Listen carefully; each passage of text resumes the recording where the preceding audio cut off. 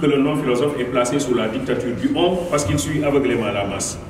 Et ça, vous regardez notre société actuelle. Hein. Dans la société actuelle, nous avons tendance à suivre aveuglément la foule. C'est le phénomène de foule.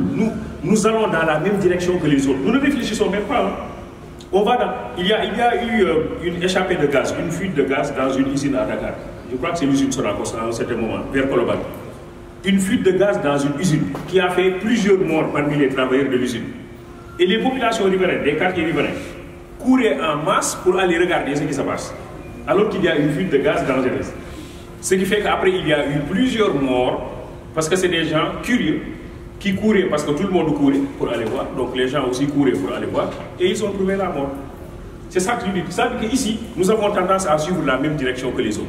Lorsque la masse prend une direction, nous tous nous avons tendance à suivre cette direction-là et nous ne nous servons pas de notre raison. Le philosophe, par contre, refuse de suivre la direction suivie par tous les autres. Il ne suit qu'une seule direction, c'est la direction de la raison. C'est la direction de la raison. C'est pourquoi Descartes a affirmé que c'est proprement avoir les yeux fermés. Continuez la citation. Sans jamais tâcher de les ouvrir que de vivre sans philosopher. Mais lui, il a une de bonne réaction. C'est proprement avoir les yeux fermés, sans jamais tâcher de les ouvrir, que de vivre sans philosopher. Donc, le philosophe est quelqu'un qui ouvre les yeux, tandis que le non-philosophe n'ouvre pas les yeux. Il suit aveuglément la masse. Et quand la masse se trompe, qu'est-ce qui se passe?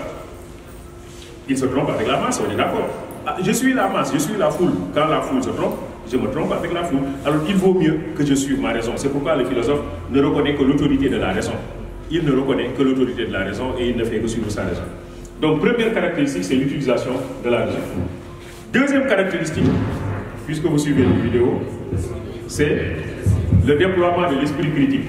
Le déploiement de l'esprit critique, ça signifie que le philosophe est quelqu'un qui doute. Le philosophe est quelqu'un qui doute. Et il doute de quoi? Il doute de tout. Jean Kelevitch dit que pour le philosophe, rien n'est évident. Pour le philosophe, rien n'est évident, dit Jean Kelevitch. Vladimir Jean Kelevitch. Jean Kelevitch, c'est J-A-N-K-E-L-E-V-I-T-C-H. J-A-N-K-E-L-E-V-I-T-C-H. Il s'appelle Vladimir Jean Kelevitch. J-A-N-K-E-L-E-V-I-T-C-H. Jean Kelevitch dit, pour le philosophe, rien n'est évident. Philosopher revient à ceci, dit-il, se comporter à l'égard de l'univers comme si rien n'allait de soi. Donc pour le philosophe, rien n'est évident. Tout doit faire l'objet d'un examen critique. Il examine tout de façon critique, il doute de tout. D'accord? Et c'est pourquoi Descartes a affirmé que le doute est le fondement de la philosophie. Le doute est le fondement de la philosophie. Mais attention, le philosophe, il doute pour trouver la vérité. Le philosophe, il doute pour faire la différence entre quoi et quoi? Entre le vrai et le vrai semblable. Mais pourquoi ils sont venus? Bon, entre le vrai et le vrai semblable. C'est bien de suivre les vidéos et de prendre note et de garder ça là. Donc, le philosophe, il fait la différence entre le vrai et le vrai semblable. Parce que faire la différence entre le vrai et le faux, c'est peut-être facile, hein? Parce que le faux, on sait qu'il est faux. Par contre, c'est le vrai semblable qui pose problème. Parce que le vrai semblable a ceci de particulier et de fâcheux qu'il ressemble au vrai sans l'être. Qu'il ressemble, vous-même vous le dites, vous dites que l'apparence est trompeuse, donc il ne faut jamais se contenter de l'apparence. C'est ça, l'apparence c'est du vrai semblable. Il ne faut jamais se contenter du vrai semblable, il faut aller au-delà du vrai semblable pour chercher et trouver la vérité qui est cachée. Ce que Paul Ricoeur appelle la dialectique du montré caché. Donc il y a quelque chose qui est montré et il y a autre chose qui est cachée, il faut s'intéresser à ce qui est caché. Donc le philosophe est quelqu'un qui doute, il doute pour trouver la vérité, pour faire la différence entre le vrai et le vrai semblable. Dernière caractéristique de la philosophie, c'est la quête du savoir. Tout ce que je sais, c'est que je ne sais rien. Et puisque je ne sais rien, qu'est-ce que je dois faire? Ben, je dois chercher le savoir. Philosopher, c'est être en route. Les questions sont plus essentielles que les réponses en philosophie. Et chaque réponse engendre une nouvelle question. C'est pas fini la citation. La philosophie se trahit elle-même lorsqu'elle dégénère en dogmatisme, c'est-à-dire en savoir mis en formule définitive et complet. Voilà. Donc le philosophe est différent du dogmatique. Le dogmatique ne cherche pas le savoir. Parce que le dogmatique croit qu'il connaît. Je ne sais pas ce que je veux dire. Il y a des gens qui pensent qu'ils connaissent tout. Mais si je pense moi que je connais tout, je n'ai plus besoin de chercher le savoir, non? c'est celui qui ne connaît pas qui va à la quête du savoir. Le problème, c'est que celui qui pense tout connaître, le plus souvent, il ne connaît rien. C'est pourquoi on dit que le dogmatique est quelqu'un qui ne sait pas, mais il ne sait pas qu'il ne sait pas. Par contre, le philosophe est quelqu'un qui ne sait pas, mais il sait qu'il ne sait pas. C'est pourquoi il va à la quête du savoir. Le dogmatique ne sait pas, mais ne sait pas qu'il ne sait pas. Et voilà pourquoi il ne cherche pas le savoir. Le philosophe ne sait pas, et puisqu'il sait qu'il ne sait pas, il pose toujours des questions. C'est pourquoi Socrate avait mis en place un dispositif méthodologique qu'il appelait la maïeutique. Vous connaissez certainement la maïeutique, qui est l'art de questionner, l'art d'interroger. Donc il questionnait, il posait toujours des questions à ses interlocuteurs pour les amener à chercher le savoir. Donc arrêtez ce dogmatisme-là, cette ignorance fâcheuse qui consiste à croire qu'on connaît alors qu'on ne connaît pas, il faut chercher le savoir. Donc la philosophie, c'est aussi la quête du savoir. Nous avons donc 3 caractéristiques. Premièrement, c'est l'utilisation. Deuxièmement, l'esprit critique. Troisièmement, c'est clair dans votre tête. C'est clair pour tout le monde. Bon, dans ce cas, vous avez le bac. Mais si c'est clair, vous avez le bac. Parce qu'après, qu'est-ce qu'il faut faire? Après, il faut juste appliquer. Vous avez ces caractéristiques. C'est comme une formule mathématique. Hein. Vous avez votre formule, après, il faut appliquer devant des situations pratiques. J'ai mes 3 caractéristiques. Utilisation de la raison, déploiement de l'esprit critique, quête du savoir. J'ai ces 3 caractéristiques. Maintenant, je ne fais qu'appliquer. Je compare la philosophie à la science. Je compare la philosophie à la science. Je prends ces 3 caractéristiques et je compare. C'est tout. Je me dis, est-ce que dans la science, est-ce que le savant est quelqu'un qui se sert de la raison? Ah, bien sûr. Le savant se sert de la raison. Donc, de ce point de vue-là, utilisation de la raison dans la philosophie, utilisation de la raison dans la science. C'est bon. Je prends l'esprit critique. Le philosophe est quelqu'un qui doute. Il ne prend pas les choses superficielles pour de la vérité. Il cherche à faire la différence entre le vrai et le vraisemblable. Est-ce que le savant, il fait ça aussi? Si, le savant fait ça. Le savant déploie son esprit critique. Ah, mais si, vous-même vous le savez, nous tous nous pensons que le soleil se lève à l'est et se couche à l'ouest, non? Mais le savant nous dit, le soleil ne se lève pas, le soleil ne se couche pas. C'est-à-dire quoi? Le savant a douté de nos conventions. Nous avons des conventions établies. Nous avons des préjugés, des croyances établies. Nous avons des prénotions, pour parler comme Durkheim, des choses que nous avons établies. Et voilà que le savant doute de ça. Nous avons dit pendant longtemps que le soleil se lève. Il y a même jusqu'à nos jours des gens qui pensent que le soleil se lève à l'est et se couche à l'ouest. Je crois qu'en classe, il y a une classe où le maître enseigne ça. Il dit les 4 points cardinaux, c'est l'est, l'ouest, le nord et le sud. Et il dit le soleil se lève à l'est et se couche à l'ouest. Il y a une classe où on enseigne ça. Vous avez appris ça? Et après, dans la société là, vous retrouvez encore des gens qui vous disent le soleil s'est levé ou le soleil est en train de se coucher. Donc l'homme continue à croire que le soleil se lève et se couche. C'est une convention collective forte. Et voilà que Newton, au XVIIe siècle, dit que c'est faux. Donc il doute d'une convention établie par le groupe. Newton dit le soleil ne se lève pas, le soleil ne se couche pas. Le soleil est fixe, c'est la Terre qui tourne autour d'elle-même et qui tourne autour du soleil. Je ne sais pas s'il y a des élèves de S ici. Il y en a? S? Il y en a, oui, il y en a. La loi de la gravitation universelle, F égale K, facteur de M' sur D au carré. F, c'est une force gravitationnelle. K, c'est une constante qui est égale à 6,67 10 puissance moins 11. M' sont les masses qui s'attirent et D au carré, c'est le carré de la distance. En fait, le savant aussi est quelqu'un qui doute. Le savant est quelqu'un qui doute, c'est quelqu'un qui déploie son esprit critique. Troisième élément, nous avons parlé de la quête du savoir. Est-ce que le savant cherche le savoir? Oui, le savant cherche le savoir. Donc, le savant utilise la raison, le savant déploie son esprit critique et le savant cherche le savoir au même titre que le philosophe. Élève de CM2, 9 moins 10, c'est égal à combien? 9 moins 10. Impossible. Élève de terminale L, 9 moins 10, c'est égal à combien? Pas de problème. Élève de terminale L, moins 1 au carré, c'est égal à combien?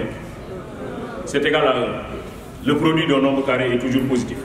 Élève de S, I au carré, c'est égal à combien? I au carré, c'est égal à moins 1. I au carré est utilisé dans le calcul de la résistance des tenseurs en électricité et c'est égal à moins 1. Alors que, bon, voilà, vous me dites, mais pourquoi tout ça? Mais parce que simplement, l'élève de... C'est très simple, hein, c'est très simple. Je ne suis pas en train de mathématiser, c'est très simple. L'élève de CM2, il travaille avec l'ensemble n des entiers naturels. Or, l'ensemble n des entiers naturels va de 0 à plus l'infini. C'est bon, ça s'arrête là. Donc, il n'y a pas de nombre négatif. L'élève de terminale L travaille avec l'ensemble R des réels. L'ensemble R des réels va de moins l'infini à plus l'infini. Donc ça admet un nombre négatif. Donc on a évolué un peu. C'est ça que je veux dire. On a évolué. On passe de l'élémentaire au secondaire. On a évolué. L'élève de terminale L travaille avec l'ensemble R des réels et dit le produit d'un nombre carré est toujours positif. Mais l'élève de terminale S peut travailler avec l'ensemble C des complexes, qui devient beaucoup plus complexe et beaucoup plus grand que l'ensemble R. C'est comme ça que la science évolue. La science évolue en rectifiant les erreurs commises précédemment par d'autres penseurs. Toute vérité scientifique dit Bachelard est une erreur rectifiée. Toute vérité scientifique est une erreur rectifiée. Ça veut dire aussi que le savant doute. C'est comme ça qu'il découvre des erreurs. Oui, le savant doute et il découvre des erreurs. Ne cherchez pas loin, cherchez dans le domaine de la médecine. On établit un traitement, après tu vas avoir un autre médecin qui arrive, qui réfléchit, qui examine de façon critique ce traitement et qui dit qu'il y a possibilité de l'améliorer. Donc le doute ne consiste pas seulement à dire que ça c'est pas bon, il faut l'enlever, c'est pas ça. Hein? On doute pour améliorer. On doute pour chercher le savoir. C'est pourquoi on fait la différence le plus souvent entre le doute méthodique de Descartes et le doute sceptique de Pyrrhon-Délis. Le doute sceptique de Pyrrhon-Délis consiste à douter pour douter. Par contre, le doute de Descartes consiste à douter pour trouver la vérité. Je doute simplement pour améliorer. Je me pose des questions pour améliorer. Et donc ça, nous le faisons tous les jours. Hein. Nous nous posons des questions tous les jours pour améliorer nos façons de faire. J'ai fait une chose. Vous avez fait le brevet il y a de cela 3 ans. Maintenant, vous faites le bac. Vous vous dites, bon, pour faire le brevet, je m'étais organisé d'une certaine manière. Ça m'avait permis de réussir. Alors, pour faire le bac, qu'est-ce que je fais? Je vais améliorer ma façon de réviser parce que je vais être le premier de mon jury. Je vais être le premier de mon centre. Et donc, de ce point de vue-là, il faut que j'améliore ce que j'avais fait quand j'étais en classe de 3e. C'est ça aussi. C'est donc quand vous examinez de façon critique pour améliorer, d'accord, pour améliorer ce que vous faites au quotidien. Donc, le philosophe utilise la raison, le savant utilise la raison, le philosophe déploie l'esprit critique, le savant déploie l'esprit critique, le philosophe cherche le savoir, le savant cherche le savoir, mais alors on aboutit à la conclusion que la philosophie et la science ont exactement les mêmes caractéristiques, vous êtes d'accord? Mais c'est très simple. Qu'est-ce qui explique ça? C'est parce que la philosophie et la science ont constitué un même ensemble pendant longtemps. On ne distinguait pas la philosophie de la science, vous le savez, non? Oui, on ne distinguait pas la philosophie de la science. Descartes, Platon avait écrit devant son école, nul n'entre ici, s'il est géomètre. Moi j'ai vu des élèves à Saint-Louis, je crois que c'était au lycée Charles de Gaulle, qui avaient écrit devant leur classe, nul ne sort d'ici s'il n'a pas compris. Moi j'ai trouvé que ça c'est de bons élèves, nul ne sort d'ici s'il n'a pas compris.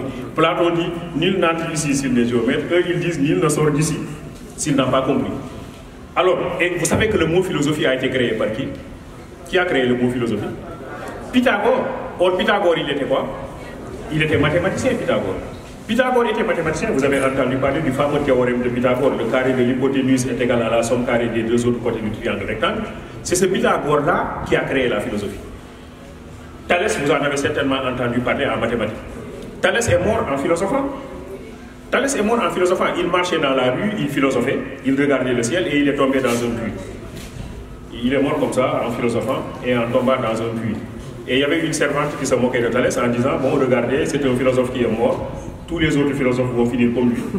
Parce qu'au lieu de s'intéresser aux problèmes concrets, ils s'intéressent à l'abstrait et ils finiront par tomber dans les puits. C'est donc ça, la philosophie et la science ont constitué un même ensemble. On n'a pas pu les séparer jusqu'au XVIIe, XVIIIe siècle. Philosophie et science constituaient un même ensemble. Maintenant, je reprends mes mêmes caractéristiques et je compare avec la religion. Les caractéristiques de la philosophie, c'est quoi? Utilisation de la raison, esprit critique, quête du savoir. Je compare avec la religion. Est-ce que dans la religion, on se sert de la raison? Ah si. Ah si, là dans la religion, on se sert de la raison. Celui qui n'utilise pas la raison ne peut pas comprendre la parole divine. Rien que pour comprendre le niveau le plus simple, c'est la compréhension de la parole divine. Pour comprendre la parole divine, il faut se servir de la raison. Il faut se servir de la raison. Dieu dit dans le Coran, dans la sourate Al-Baqarah, ça commence par Alif, Lam, Mim, Zalik al-Kitab. Il dit, j'ai écrit tout le Coran avec 3 lettres. Alif, Lam, Mim, Zalik al-Kitab. Avec ces 3 lettres, j'ai écrit le Coran. Mais est-ce que le Coran est écrit avec 3 lettres? Non. Qu'est-ce qu'il veut dire? Il dit, je m'adresse aux gens qui sont doués d'intelligence. Il faut lire la sourate An-Nahl, les abeilles. Ça revient plusieurs fois. je m'adresse aux gens qui sont doués d'intelligence, je m'adresse aux gens qui sont doués de raison, je m'adresse aux gens qui entendent ceux-là qui se servent de la raison. Donc ça veut dire que la religion n'exclut pas l'utilisation de la raison. Ibn Khaldoun affirme que l'utilisation de la raison est une exigence religieuse. L'utilisation de la raison est une exigence religieuse, dit Ibn Khaldoun. Parce qu'il y a deux types de foi, ce que l'on appelle la foi du savant et la foi du charbonnier. Ça, il y a des gens qui adhèrent après avoir bien compris. Hein. Il y a des gens qui adhèrent à la religion sans rien comprendre. Le plus souvent, ça devient les plus grands fanatiques et les extrémistes. Mais les gens qui comprennent sont des gens qui sont souples, ouverts, tolérants, etc., tout en restant fermes sur les principes. Donc, la religion n'exclut pas l'utilisation de la raison. C'est Ibn Khaldoun, Khaldoun comme vous l'entendez, Ibn IBN, Khaldoun, Khaldoun, comme vous l'entendez. Ibn Khaldoun dit l'utilisation de la raison est une exigence religieuse. L'utilisation de la raison est une exigence religieuse. C'est simple, hein? Mais celui qui n'utilise pas sa raison ne va pas comprendre ce que Dieu dit. Le pape Jean-Paul II, dans Foi et raison, il a écrit un texte intitulé Foi et raison en 1996. Et le pape Jean-Paul II considère que si on veut avoir une foi assurée, nous devons nous servir de la raison. Et celui qui ne se sert pas de la raison a une foi aveugle. D'accord, donc le pape Jean-Paul II, qui était en son temps le pape de l'Église, considérait évidemment que pour être un excellent croyant, il faut se servir de la raison. Donc la religion n'exclut pas l'utilisation de la raison. C'est bon. Maintenant, passons au deuxième point, la deuxième caractéristique. C'est l'esprit critique. Est-ce que la religion admet l'esprit critique, le doute? Voilà, c'est là où il va y avoir des difficultés. C'est comme ça qu'il faut comparer. C'est pourquoi je vous disais tout à l'heure que si vous avez les trois caractéristiques, après vous ne faites qu'appliquer. Vous ne faites qu'appliquer. Le doute, ça pose problème. En fait, parce que dans la religion, il y a des dogmes dont nous ne devons pas douter. C'est des dogmes. Vous savez, cela veut dire un dogme. Un dogme, c'est une vérité absolue. Nous n'avons pas le droit de douter. Il faut l'accepter comme tel. Là, on met en avant la foi. On ne pose aucune question. Le prophète Mahomet a affirmé qu'il a fait des milliers et des milliers de kilomètres en une nuit. C'est l'ascension du prophète. Des milliers et des milliers de kilomètres en une nuit. Il l'a dit au marché. Et quand il affirmait ça, Abou Bakr, qui était l'un de ses meilleurs compagnons, était absent. Abou Bakr, c'était un des compagnons du prophète. Et Abou Bakr est quelqu'un qui acceptait tout ce qui venait du prophète sans formuler la moindre interrogation. C'est pourquoi on lui avait adjoint le qualificatif Sadir. Vous avez entendu parler de Babacar Sadir. Sadir, ça signifie le fidèle. Le fidèle. Alors, Abou Bakr était vraiment un fidèle compagnon du prophète Mohammed. Et le prophète a dit qu'il a fait des milliers et des milliers de kilomètres en une nuit. Abou Bakr était absent.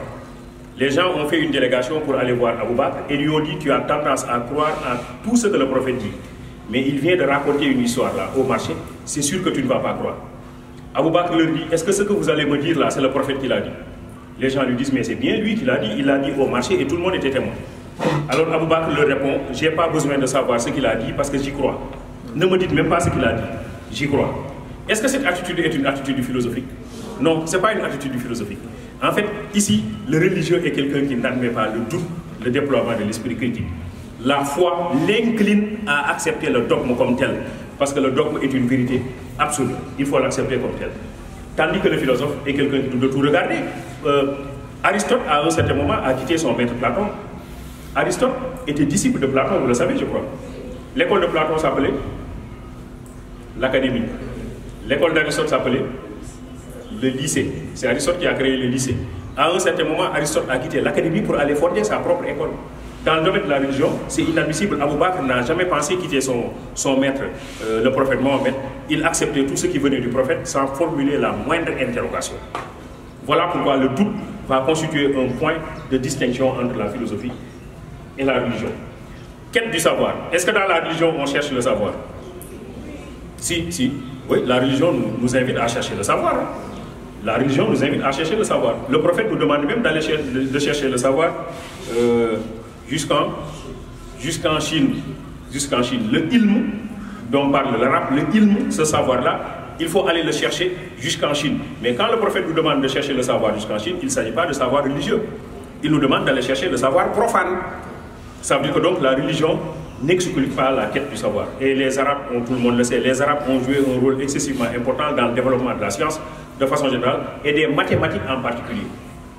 Delta égale B au carré moins 4AC a été découvert par les Arabes après plusieurs années de recherche. Vous connaissez ça, hein? Oui, c'est les Arabes qui ont découvert ça.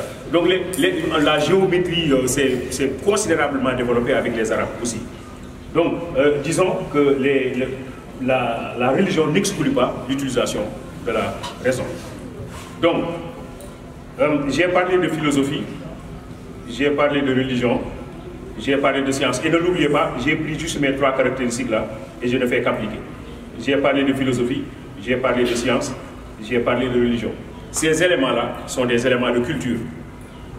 Philosophie, religion, culture sont des éléments. Philosophie, religion, science sont des éléments de culture. Alors, il faut concevoir ici la culture comme tout ce que l'homme met en place pour lutter contre les problèmes que lui pose la nature. La nature nous pose des problèmes. La nature est hostile. Un des problèmes que pose la nature, c'est la chaleur. Vous savez bien qu'il fait chaud actuellement. Et pour lutter contre la chaleur, comment on fait? On utilise quoi?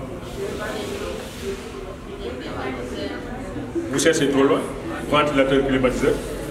Éventail. Vous utilisez l'éventail. L'éventail est une technique, hein? C'est vrai, rudimentaire, pas aussi sophistiquée que le ventilateur, que le climatiseur, mais c'est une technique quand même. C'est une technique quand même. L'homme se sert d'outils divers pour lutter contre les problèmes que lui pose la nature. Donc, l'homme utilise ce que j'appelle la famille des heures.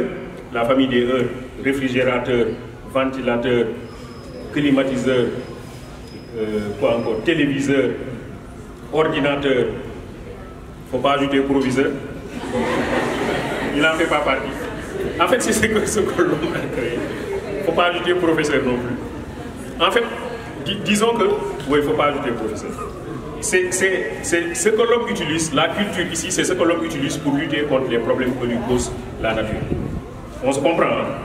Donc l'homme utilise un ensemble d'éléments pour lutter contre les problèmes. Attention, il ne faut pas croire que c'est avec la science et la technique seulement que l'homme lutte contre la nature. Ah non, non, non. L'homme utilise la religion aussi pour lutter contre la nature. Vous le savez, non? Des fois, quand vous êtes malade, vous pouvez aller voir un marabout pour qu'il fasse une prière pour vous. Donc, on utilise la religion aussi pour lutter contre les problèmes que nous pose l'environnement. Quand il pleut, vous savez que la foudre risque de tomber sur nous. Comment on fait pour lutter contre la foudre? La foudre, on utilise des paratonnerres. Vous en avez entendu parler? On utilise des paratonnerres. Mais dans les localités où il n'y a pas de paratonnerres, comment les gens font? Ils prient. Oui, ils prient. Ils font des incantations, ils font des... Ah, je vous assure, c'est ce que les gens font. Quand vous allez dans certains milieux ruraux, les gens n'ont pas d'antivenin pour lutter contre la morsure des serpents. Les gens n'ont pas d'antivenin, mais ils ont des méthodes traditionnelles. Je ne sais pas si vous connaissez. Ils ont des méthodes traditionnelles. Vous ne savez pas ça? Si vous êtes mordu par un serpent, vous allez dans un village là, les gens vont faire des incantations, etc. Et ils vont enlever le venin. Si, ils vont enlever le venin. En fait, l'homme utilise la science, la technique, mais l'homme utilise la religion, l'homme utilise le mythe, l'homme utilise la magie, l'homme utilise l'art. Donc tous ces éléments de culture, l'homme les utilise pour lutter contre les problèmes que pose l'environnement. Vous savez, Dakar, par exemple, est une zone volcanique. À Dakar, il y a un volcan. Hein. La zone des Mamelles là, c'est une zone volcanique. Avec les montagnes que vous voyez dans la zone des Mamelles. Mais on considère qu'à Dakar, il y a quelqu'un qui a prié.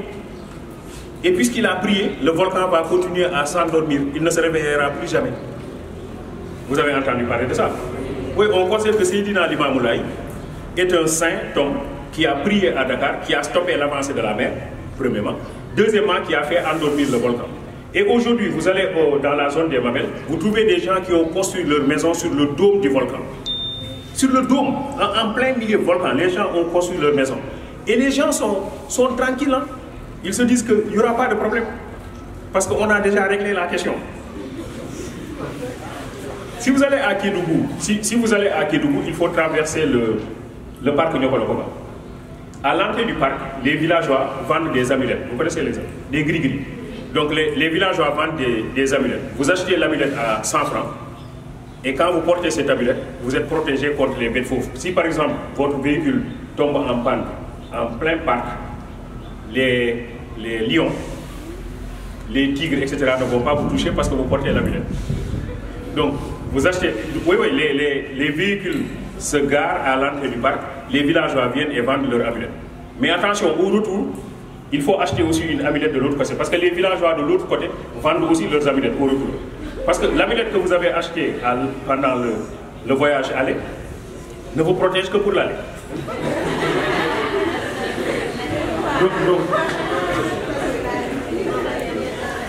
oui, au retour, il faut mettre à jour la protection en achetant une nouvelle amulette. Donc voilà, c'est ça. Donc je veux dire que l'homme utilise la science, la technique, la religion, l'art, le mythe, la magie, etc. Tous ces éléments de culture pour lutter contre la nature, parce que la nature lui pose des problèmes. Au Japon, par exemple, vous savez qu'il y a souvent des tremblements de terre, vous le savez. Et les Japonais, aujourd'hui, ont trouvé des techniques pour lutter contre les tremblements de terre. Ils ont trouvé des techniques. C'est vrai qu'il y a toujours des tremblements de terre, mais qui ne font plus les mêmes dégâts. Parce qu'aujourd'hui, ils ont pu construire des immeubles avec des ressorts, qui fait que quand la terre tremble, l'immeuble tremble avec la terre, mais ne tombe pas. C'est ça, les hommes luttent contre la nature. Mais attention, l'homme donc lutte contre la nature, mais l'homme lutte aussi contre sa propre nature, c'est-à-dire les désirs naturels. Parce que nous avons des désirs que nous partageons avec les animaux. Désir de boire, désir de manger, désir de dormir, désir de s'accoupler.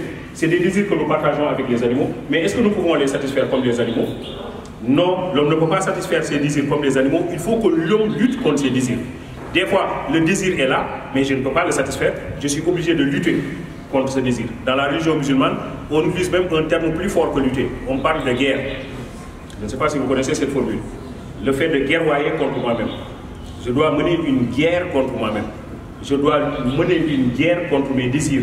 Jihad al-nafs. Lutter, guerroyer contre mes propres désirs. Donc, ce qui veut dire que la culture nous permet de lutter contre l'environnement naturel, mais la culture nous permet de lutter aussi contre nos propres désirs et nous permet de nous distinguer des animaux. Alors si je dis la chose suivante, par la culture, l'homme lutte contre la nature et contre sa nature. La nature, c'est quoi ici? C'est l'environnement. Et sa nature, c'est les désirs. Donc il y a une nature externe et une nature interne. On se comprend? Il y a une nature externe et une nature interne. Et la culture lutte contre la nature externe et lutte contre la nature interne. On se comprend? Donc, la culture lutte contre la nature externe, la science, la technique, la magie, le mythe, etc., qui nous permettent de lutter contre la nature externe et de dominer la nature externe, de devenir maître et possesseur de la nature, comme dit Descartes. Mais la culture nous permet aussi de lutter contre les désirs qui sont en nous, pour ne pas être semblable à Amala et à Kamala, vous connaissez? Pour ne pas être semblable à Victor d'Aveyron, donc comme des animaux, nous sommes obligés de lutter contre les désirs qui sommeillent en nous. Le ça, dont parle Freud, le ça, il faut que le surmoi, mais le surmoi justement, c'est les valeurs culturelles que nous avons acquises par le biais de l'éducation, qui nous permettent de lutter contre le ça qui est en nous. Ce qui fait que l'individu est toujours en train de lutter contre lui-même. Même là où nous sommes assis là, nous sommes en train de lutter contre nous-mêmes. Il y a certains qui ont sommeil, mais vous luttez contre le sommeil. Il y a certains qui ont faim, mais vous luttez contre la faim. C'est ça, non? Dans Kunkantiman, Cheikh Ahmadou Bamba considère que celui qui cherche le savoir doit pouvoir lutter contre la faim. Ah, celui qui cherche le savoir doit pouvoir lutter contre la faim. Cheikh Ahmadou Bamba dit, celui qui cherche le savoir doit pouvoir lutter contre la soif, doit pouvoir lutter contre le sommeil. Et il invite les jeunes garçons qui cherchent le savoir à s'éloigner des jeunes filles. Ah, c'est Cheikh Ahmadou Bamba. Et les jeunes filles qui cherchent le savoir doivent s'éloigner. C'est vous qui l'avez dit. Voilà, donc c'est ça. C'est dire simplement que l'individu doit lutter contre lui-même. L'individu doit lutter contre lui-même. Il doit lutter contre ses propres tentations, contre ses propres désirs, en se donnant comme objectif de performer. De performer. Donc pour accéder à un certain niveau de performance, je dois toujours lutter contre moi-même.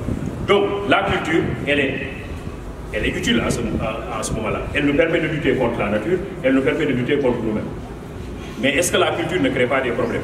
En luttant contre la nature, par exemple, avec la science et la technique, nous luttons contre la nature. Mais est-ce que nous ne finissons pas par agresser la nature? C'est ça le problème. L'homme lutte contre la nature, mais finit par agresser la nature. En luttant contre lui-même, donc en luttant contre ses propres désirs, l'homme risque d'être artificiel. Comme dit Rousseau, la culture est une dénaturation négative de la nature, parce que l'homme devient artificiel. Il met plus l'accent sur le paraître que sur l'être. L'homme met l'accent, par la culture, l'homme met l'accent plus sur le paraître que sur l'être. Il met plus l'accent sur le paraître. Il paraît que quand vous regardez on va dire les filles, les filles, elles mettent de jolis cheveux. Vous avez l'impression que c'est leurs cheveux alors que ce n'est pas leurs cheveux. Elles ont une tête très laide. Non, c'est pas tout le monde. C'est Diara qui est comme ça, je vais vous donner cet exemple. Et elle a une tête très laide. Mais elle s'est arrangée pour mettre le travail est assimilé à une sanction. Et après, on voit que dans la société capitaliste, dans notre société actuelle, Karl Marx dit les bourgeois sont surexploités par les ouvriers, les prolétaires sont surexploités par les bourgeois. Karl Marx dit dans la société capitaliste, ceux qui font tout n'ont rien et ceux qui ne font rien ont tout. C'est une absurdité. Ceux qui font tout n'ont rien et ceux qui ne font rien ont tout. C'est ça la société capitaliste. Moi, je considère que nous sommes en présence d'un travail aliéné. L'ouvrier est surexploité. Il est surexploité par le bourgeois. Il est dominé par le bourgeois, mais Marx dit curieusement, l'ouvrier est dominé par le produit de son propre travail. L'ouvrier est dominé par le produit de son propre travail. C'est le maçon qui fait les immeubles, mais le maçon n'a même pas de case. Il est dominé par le produit de son propre travail. C'est les ouvriers qui font les véhicules, mais les ouvriers n'ont même pas de vélo. Ça pose quand même problème. C'est moi qui fabrique les choses, mais je n'arrive pas à accéder à ces choses que moi-même j'ai fabriquées. Et Marx dit, à partir de ce moment-là, l'ouvrier est non seulement dominé par le bourgeois, mais il est dominé par le produit de son propre travail. Le travail est donc négatif. Je prends le langage. Le langage est négatif. Le langage est négatif, vous le savez, ça aussi il ne faut pas chercher loin. Le prof de philo vous donne un devoir, vous avez des idées, mais le problème c'est quoi? On ne trouve pas les mots pour les exprimer. Ça arrive, non? Oui, on ne trouve pas les mots pour les exprimer. Donc, le langage nous crée des problèmes. Le langage est pauvre. Des fois, j'ai des idées qui sont très riches, mais les mots dont je dispose pour les exprimer sont des mots qui sont insuffisants. Bergson parle de la pauvreté du langage. Bergson, c'est B-E-R-G-S-O-N. B-E-R-G-S-O-N. Il parle de la pauvreté du langage. L'idée que le langage est pauvre ou pas. Les mots sont pauvres, le vocabulaire est pauvre, le lexique est pauvre. Il n'a pas suffisamment d'éléments pour me permettre d'exprimer mes pensées et mes sentiments. Vous le savez, hein? Quelqu'un vous donne un présent, un cadeau qui vous touche au plus profond de vous-même. Vous voulez lui dire merci, mais vous dites merci, pour moi c'est vraiment trop petit. Vous ne trouvez aucun mot pour exprimer votre joie. Qu'est-ce que vous faites? Vous pleurez parce que le langage est pauvre. Vous êtes en colère contre quelqu'un. Vous voulez lui placer un mot qui le martyrise, mais vous n'avez pas trouvé le mot. Vous faites quoi? Vous pleurez aussi. Donc ça veut dire que le langage est pauvre, comme dit Bergson. Il est incapable d'exprimer les sentiments et les pensées de l'individu. Premièrement. Mais deuxièmement, le langage crée des conflits des fois entre nous. Vous le savez, je dis une chose, mais vous l'interprétez autrement. Et ça crée quoi? Je dis une chose, vous l'interprétez autrement. Ça crée des conflits. Ça crée un malentendu. C'est ça que j'ai cherché. Un malentendu. Un malentendu. C'est le terme le plus approprié ici. Mais lui, il est bon. Hein? C'est très bien. En fait, le langage crée des malentendus. Malentendu. C'est-à-dire que vous entendez mal ce que j'ai dit. C'est aussi simple que ça. Ça crée, et or, malentendu, ça signifie conflit. Et Paul Ricoeur a écrit un ouvrage intitulé Le conflit des interprétations. Le conflit des interprétations. Donc ça veut dire que des fois le langage crée très souvent des conflits entre nous. Très souvent. Je dis une chose, vous l'interprétez autrement. Vraiment ça. Peut-être que j'étais en train de farcer. Je vous ai dit une chose en farçant, mais vous m'avez lu au premier degré. Alors qu'il fallait me lire au second degré. C'est des choses comme ça. Et après ça crée des problèmes, ça crée des malentendus. Et le plus souvent, évidemment, les problèmes entre les hommes sont des problèmes posés par le langage. Le langage de ce point de vue-là peut être dangereux parce qu'il peut être source de conflit entre les gens. Non pas seulement entre les gens, mais même des fois entre deux pays. Hein. Des fois entre deux pays, le langage peut créer des problèmes. Voilà, donc c'est le caractère négatif du langage. Après, j'ai montré que le langage est négatif, j'ai montré que le travail est négatif, mais je peux montrer qu'ils sont positifs. Je reprends le travail. Pourquoi vous êtes là? Vous êtes là pour avoir du travail. C'est ça, non?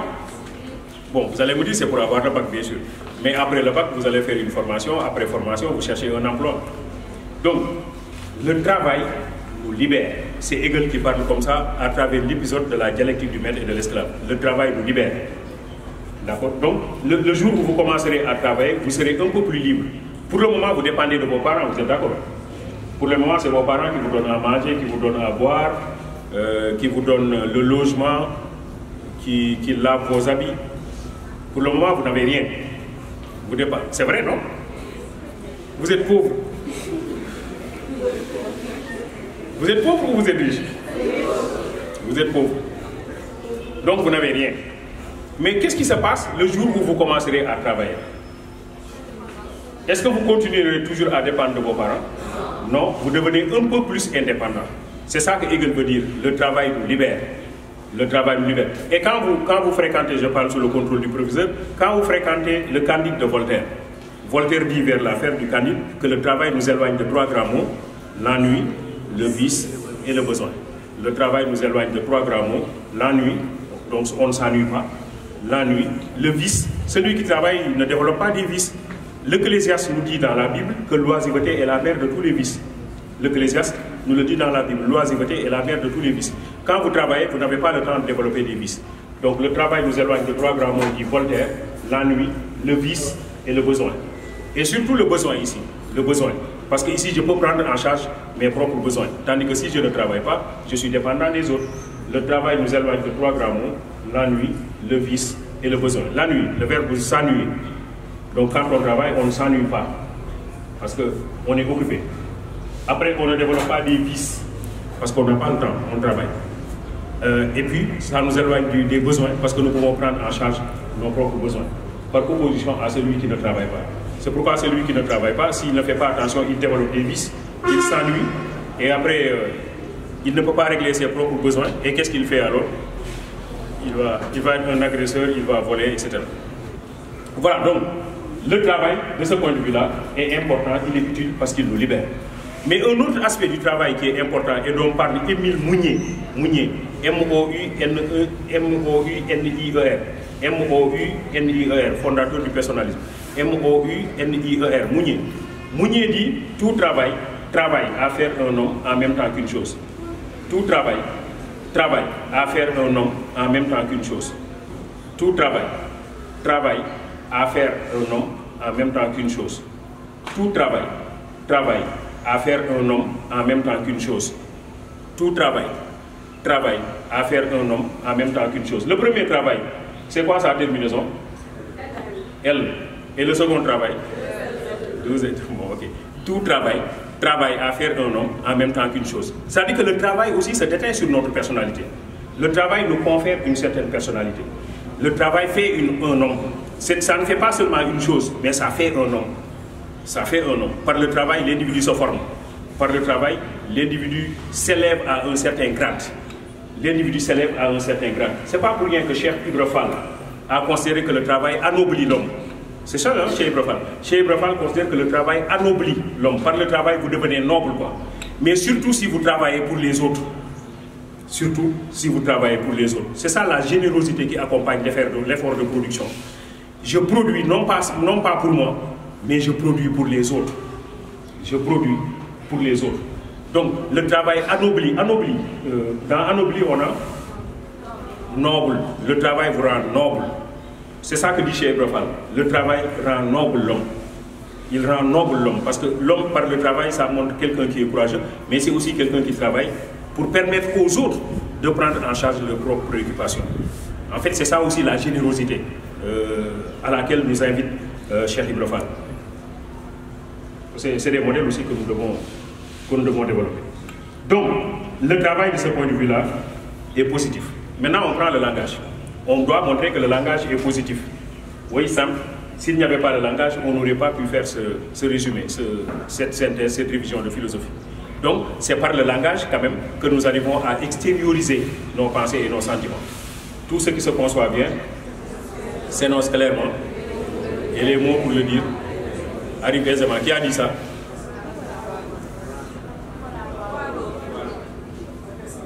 Vous êtes sûr, hein? Vous êtes sûr? Oui, c'est bon alors. Tout ce qui se conçoit bien s'énonce clairement, et les mots pour le dire arrivent aisément. Donc le langage nous permet d'extérioriser nos pensées et nos sentiments. Ça nous permet d'extérioriser nos pensées et nos sentiments. Et Claude Lévi-Strauss considère que le langage est le fondement de la vie sociale. Parce que dans la vie sociale, tout est communication. Hein? Il dit, il n'y a pas seulement que le langage comme moyen de communication, il y a d'autres moyens de communication. Même le regard est une forme de langage, vous savez ça, non? Même le regard est une forme de langage.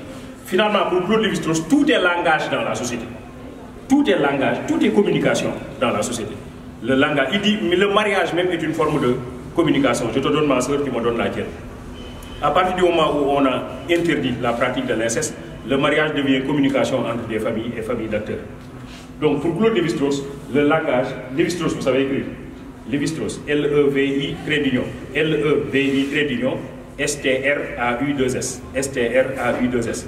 Il dit que le langage est le fondement de la vie sociale. Sans le langage, ce serait difficile et peut-être même impossible de vivre en société.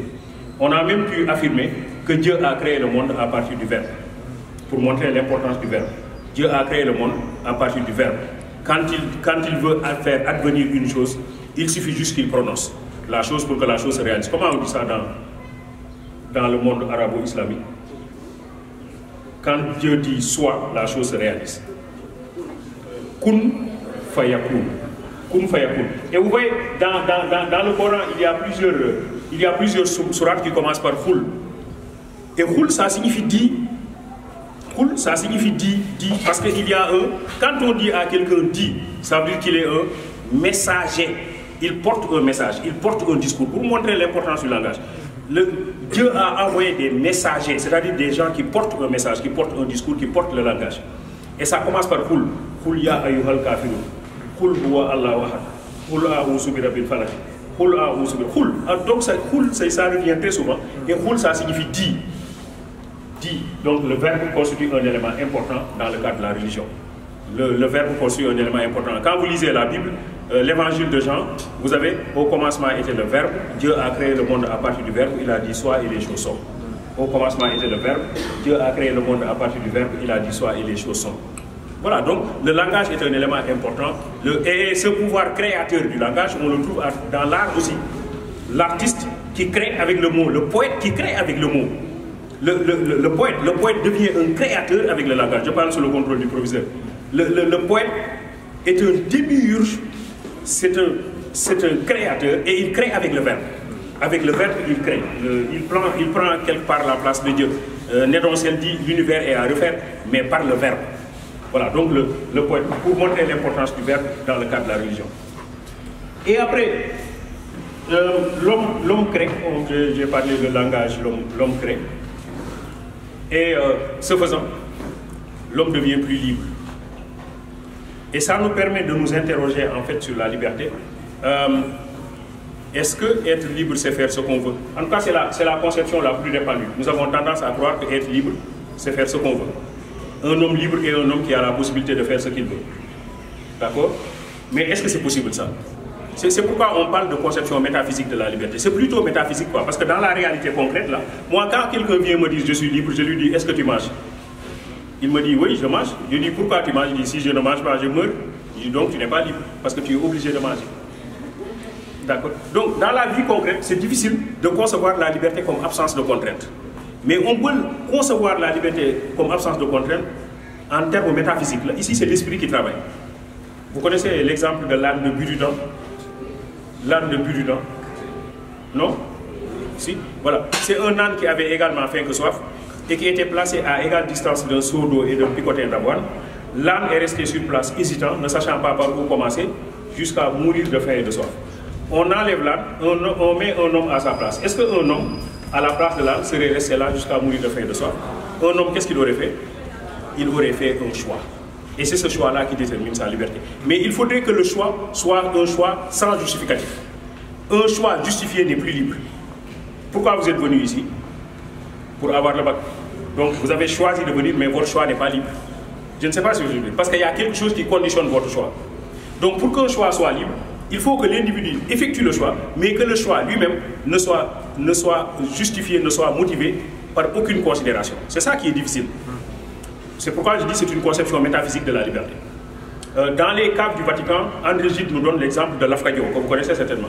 L'Afkadio qui voyageait dans un train à côté d'un vieillard qui s'appelle Amédée Folie du Soir, qui a regardé le vieux pendant longtemps et qui a senti le désir de le tuer.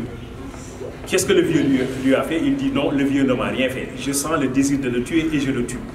C'est tout. Et je vais lui donner une petite chance. Je vais compter jusqu'à 12 avant de le tuer. Il compte jusqu'à 12, il prend le vieillard, il le jette à travers la fenêtre du train qui roulait à vive allure. Le vieillard meurt. Nous sommes en présence d'un meurtre sans mobile. Nous sommes en présence d'un crime absurde. Et c'est ça que l'on appelle un acte gratuit. Un acte gratuit. Je fais une chose que rien ne justifie.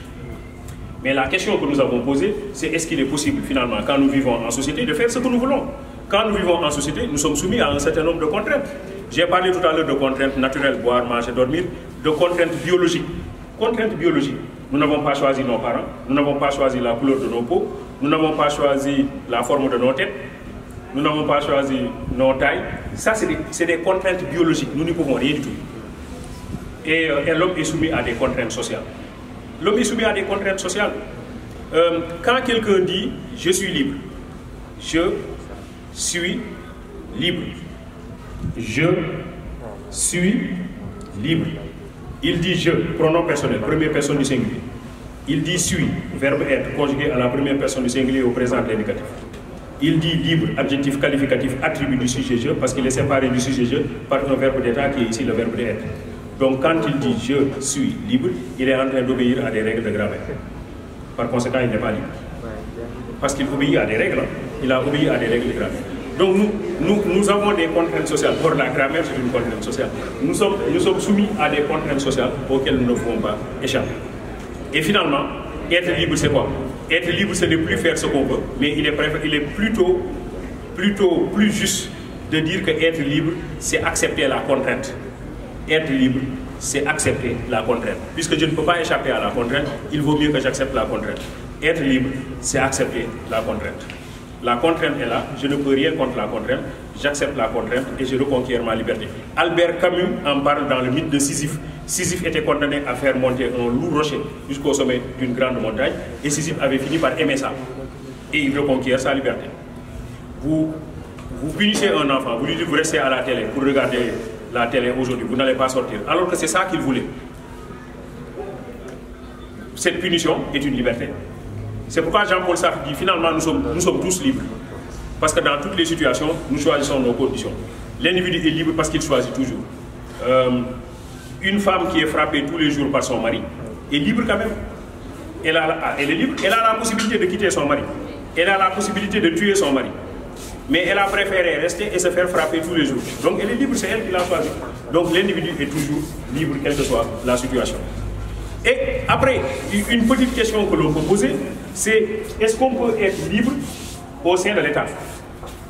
Est-ce que l'État peut être un organe qui permet à l'individu d'être libre? Est-ce que État et liberté peuvent aller ensemble? Bon, oui, commençons par oui. État et liberté peuvent aller ensemble. Oui, dans un État démocratique, on considère que l'individu est libre. Parce que dans un État démocratique, comme le considère Rousseau dans le contrat social, Rousseau considère que dans une vraie démocratie, ce sont les gens eux-mêmes qui établissent leurs lois. Et quand ils obéissent aux lois, ils obéissent à qui? C'est nous-mêmes qui établissons les lois. Quand nous obéissons aux lois, nous obéissons à qui? À nous-mêmes. L'impulsion du seul appétit et l'esclavage, l'obéissance aux lois qu'on s'est prescrites et liberté. Donc quand je crée les lois et que j'obéis aux lois, je ne fais qu'obéir à moi-même. Voilà pourquoi Rousseau considère que dans une démocratie, l'individu est libre. Donc ici, l'État peut régler la liberté lorsque précisément nous sommes dans une démocratie où les citoyens sont impliqués à l'exercice du pouvoir. Montesquieu dit que pour que l'État assure la liberté des citoyens, pour que l'État protège la liberté des citoyens, il faut qu'il y ait une séparation et une indépendance des pouvoirs. La seule séparation ne suffit pas. Séparation et indépendance des pouvoirs. Il y a trois pouvoirs. Le pouvoir exécutif, le pouvoir législatif, le pouvoir judiciaire. Diara, tu connais. Donc pouvoir exécutif, pouvoir législatif, pouvoir judiciaire. Et maintenant, chaque pouvoir doit constituer un contre-pouvoir pour les autres. Vous comprenez, hein? Ça veut dire que si l'exécutif dérape, le législatif et le judiciaire vont lui faire face pour protéger la liberté du citoyen. Donc il faut qu'il y ait séparation et indépendance des pouvoirs. C'est pourquoi Montesquieu affirme que c'est le pouvoir qui arrête le pouvoir. C'est le pouvoir qui arrête le pouvoir. Ça veut dire que quand le pouvoir dérape, il y a un autre pouvoir qui lui fait face pour protéger la liberté du citoyen. Oui, dans ce cas, on peut considérer que l'État protège la liberté des citoyens. Spinoza, lui, Spinoza considère que l'État protège la liberté des citoyens en se mettant au service des intérêts des citoyens. Donc si l'État est au service des intérêts des citoyens, c'est bon. Mais le seul problème, c'est que des fois l'État peut être au service de nos intérêts, mais nous ne comprenons pas. Oui, oui, ça peut arriver. Que l'État cherche nos intérêts, mais que nous ne comprenons pas. Des fois, l'homme ne comprend pas. Hein. Bon, par exemple, et ça Socrate qui le dit dans l'apologie de Socrate, je serai jugé en effet comme serait jugé un médecin qu'accuserait un cuisinier devant un tribunal d'enfants. Je serai jugé en effet comme serait jugé un médecin qu'accuserait un cuisinier devant un tribunal d'enfants. C'est-à-dire que si un cuisinier accuse un médecin, et s'ils doivent se faire juger par des enfants, les enfants, ils vont donner raison à qui? Aux cuisiniers. Les enfants détestent le médecin. Et pourtant, le médecin, même s'il leur fait mal, c'est pour leur intérêt. Je ne sais pas ce que je veux dire. Donc, l'État peut nous faire mal, mais c'est pour notre intérêt.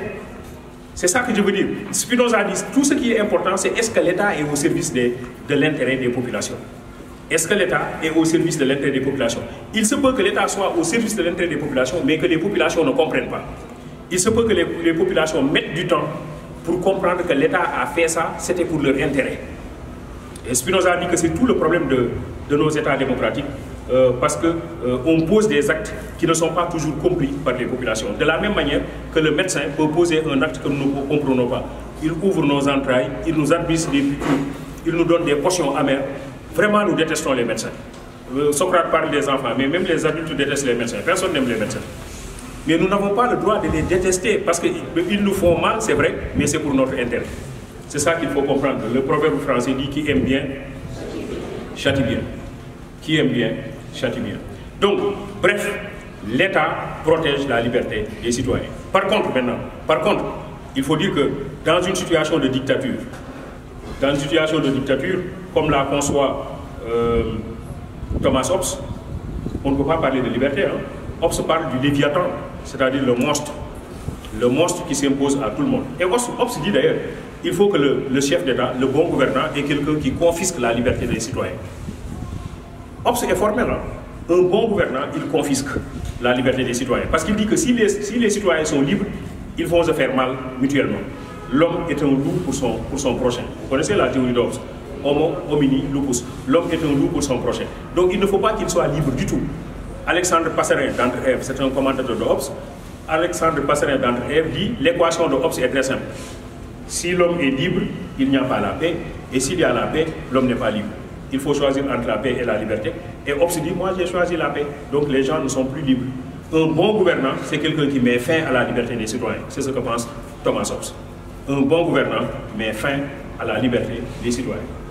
Maintenant, pour terminer cette affaire, on peut interroger ou réinterroger la démocratie. Nous avons dit tout à l'heure que la démocratie est un régime de liberté. On peut quand même se poser des questions. Est-ce que la démocratie vraiment protège nos libertés? Est-ce que la démocratie n'est pas une promesse non tenue de liberté? Est-ce que la démocratie n'est pas une promesse non tenue de liberté?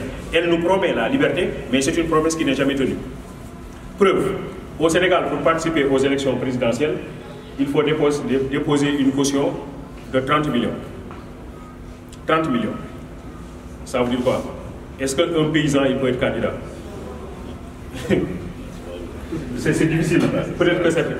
Est-ce qu'un professeur, il peut être candidat? Non. Non, en tout cas, moi, je ne peux pas. Peut-être proviseur. Moi, je suis exclu de la course. Qui peut être candidat, finalement? Et on dit pourtant, c'est la démocratie, c'est le pouvoir du peuple, par le peuple et pour le peuple. Alors que le peuple est exclu. Il y a un problème. Alors c'est pourquoi on considère que la démocratie est une promesse non tenue de liberté. C'est un point de vue que l'on retrouve chez Jacques Rancière qui a parlé de haine de la démocratie. L'idée que la démocratie pose problème. Et lui, Althusser, parle des appareils d'État. Lui, Althusser dit, dans la démocratie, nous avons deux appareils. Un appareil idéologique d'État, c'est pour endoctriner le peuple, et un appareil répressif d'État, c'est pour frapper. Dans toutes les démocraties, dans tous les États du monde, vous avez un appareil répressif, la police, la gendarmerie, l'armée. C'est pourquoi? C'est pour frapper. Et c'est pour frapper qui? C'est pour frapper le peuple. Un diplomate sénégalais a rencontré un diplomate suisse dans les couloirs des Nations Unies. Et le diplomate sénégalais dit au diplomate suisse, vous, on ne vous comprend pas. Vous dites que vous êtes un pays neutre et vous avez une armée. Si vous êtes un pays neutre, vous ne faites la guerre à personne. Pourquoi vous avez une armée? Ça ne se comprend pas. Le diplomate suisse lui dit, oui, vous avez raison. Mais vous aussi, vous avez un pays pauvre, vous êtes un pays pauvre et vous avez un ministère des Finances et du Budget. Oui, bon, nous avons... Oui, c'est quand même non maigre ressources. Vous avez raison. Bon, mais bref, c'est juste pour dire qu'en réalité, des fois, l'État pose problème.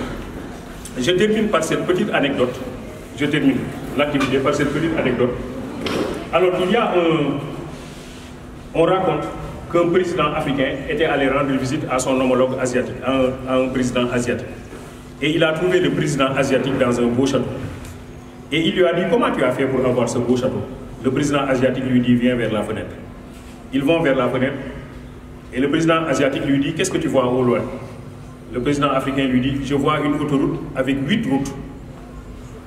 Le président asiatique lui dit, on m'avait donné de l'argent pour faire une autoroute avec 16 routes. Moi, j'ai fait une autoroute avec 8 routes et le reste de l'argent, je l'ai utilisé pour faire mon palais. Le président africain rentre chez lui. Un an après, le président asiatique vient lui rendre visite et le trouve dans un château qui est plus beau que le château du président asiatique. Et lui dit, mais toi, comment en un an tu as pu faire un château qui est aussi beau ou plus beau que le mien? Le président africain lui dit, toi aussi viens vers la fenêtre. Ils vont vers la fenêtre, il lui dit, qu'est-ce que tu vois au loin? Le président asiatique lui dit, je ne vois rien. Il dit, moi, on m'avait donné de l'argent pour faire une autoroute avec 16 voies. Je n'ai rien fait. Et j'ai fait mon château. C'est aussi tout le problème de l'État. C'était bien de terminer comme ça, parce qu'on avait commencé avec des visages fermés. On voulait entrer dans une porte qui était fermée, la définition de la philosophie. On termine par ces chefs d'État qui nous font rire. Je vous remercie de votre attention.